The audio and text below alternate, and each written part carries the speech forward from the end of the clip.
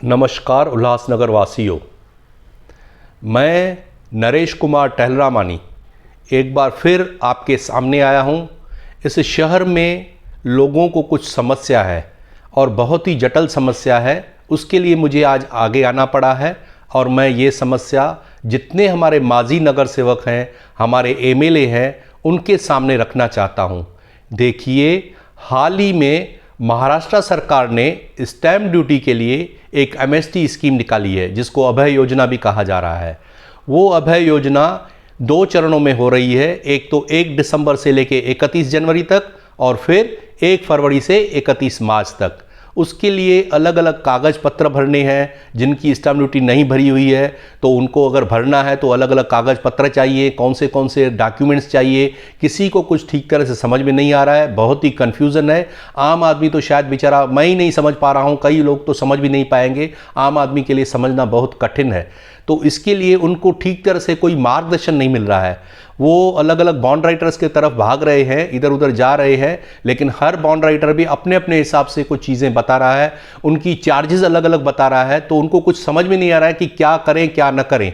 मैं शहरवासियों को बता दूं कि यह जो स्टैम्प ड्यूटी निकली है, यह जो भी बिल्डिंगों को रीडेवलपमेंट में आगे जाना है या अपने लिए भी बहुत अच्छा है। ये बहुत सुनहरा मौका मिला है, क्योंकि नॉर्मली क्या होता है, जब आप कभी भी स्टैम्प ड्यूटी भरने जाओगे, पुरानी स्टैम्प ड्यूटी, तो जितनी आपकी स्टैम्प ड्यूटी बनती है उसके ऊपर 400% पेनल्टी रहती है। मान लीजिए आपकी 20,000 टैक्स आती है, स्टैम्प ड्यूटी आती है, और अगर आप लेट भरते हो, कभी भी भरते हो, तो 80,000 तो उसके ऊपर सरकार की पेनल्टी आ जाएगी। तो ये एक सुनहरा अवसर मिला है, क्योंकि उल्लासनगर में अगर देखें तो मोर देन 75% मैं कहूँगा 100 रुपये, 50 रुपये, 20 रुपये के स्टैम्प पेपर के ऊपर सेल डीड बनी हुई है या जगह लिया है, बेचा है। अब क्यों बेचा, क्या किया, हम उसमें नहीं जाएंगे, लेकिन सच्चाई यही है कि लोग 100 रुपये के स्टैम्प पेपर पे, 50 रुपये के स्टैम्प पेपर पे लिए हुए हैं।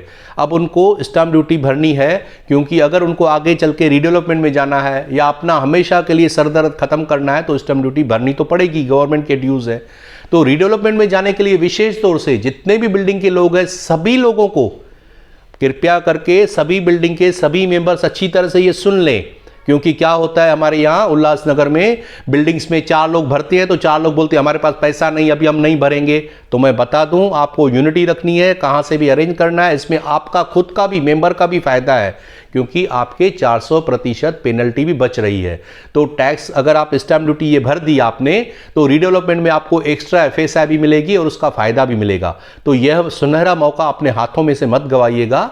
लेकिन बात ऐसी है कि इसको मार्गदर्शन कौन करे, तो इसके लिए मैं माजी नगर सेवक जितने हैं और हमारे जो एमएलए हैं, उनसे खास निवेदन करता हूं, रिक्वेस्ट करता हूं कि कृपया करके आपके ऑफिसेज में कंप्यूटर्स लगे हुए हैं, आपके पास कंप्यूटर ऑपरेटर्स भी है, क्योंकि समय समय पर आप आयुष्मान भारत या आप आधार कार्ड हो, सीनियर सिटीजन कार्ड्स हो, अलग अलग जो सरकारी सुविधाएं हैं, उनकी जो स्कीम्स हैं, उनके लिए लोगों का मार्गदर्शन भी करते हो और कैंप्स भी लगाते हो। तो यह बहुत एक अच्छा मौका है। लोग बहुत सारे भटक रहे हैं यहाँ से वहाँ, उनका हर पैनल में जो भी माजी नगर सेवक है अपने कार्यालय में, उनका मार्गदर्शन करने के लिए उनको बुलाएं, उनको सब समझाएं और उनकी एप्लीकेशन ऑनलाइन पुटअप करें। क्योंकि राजेश वधरिया जी, हमारे माजी नगर सेवक ने अपने इंटरव्यू में भी बताया था कि ऑनलाइन प्रोसेस है, जिसके माध्यम से जो भी लोग पेपर्स ऑनलाइन करना चाहें वो ऑनलाइन कर सकते हैं और ऑनलाइन ही करना है। तो उनका मार्गदर्शन कीजिए, उनके पेपर सारे ऑनलाइन करवा के उनको टिकट जो मिलती है उनकी, या जो भी मिलती है रसीद उनकी दीजिए और उनको बताइए बाकी पैसे कितने भरने हैं, कहाँ पे जाके भरने हैं, उनका सही तरीके से मार्गदर्शन कीजिए। तो मैं उम्मीद करता हूँ कि मेरी ये आवाज़, ये आम जनता की आवाज़, जो सारे उल्लासनगर के लोग जितने भी स्टैम्प ड्यूटी भरने चाहते हैं, वो मेरी इस बात से बिल्कुल एग्री करेंगे कि वो भी तकलीफ में है और कन्फ्यूज़न में है।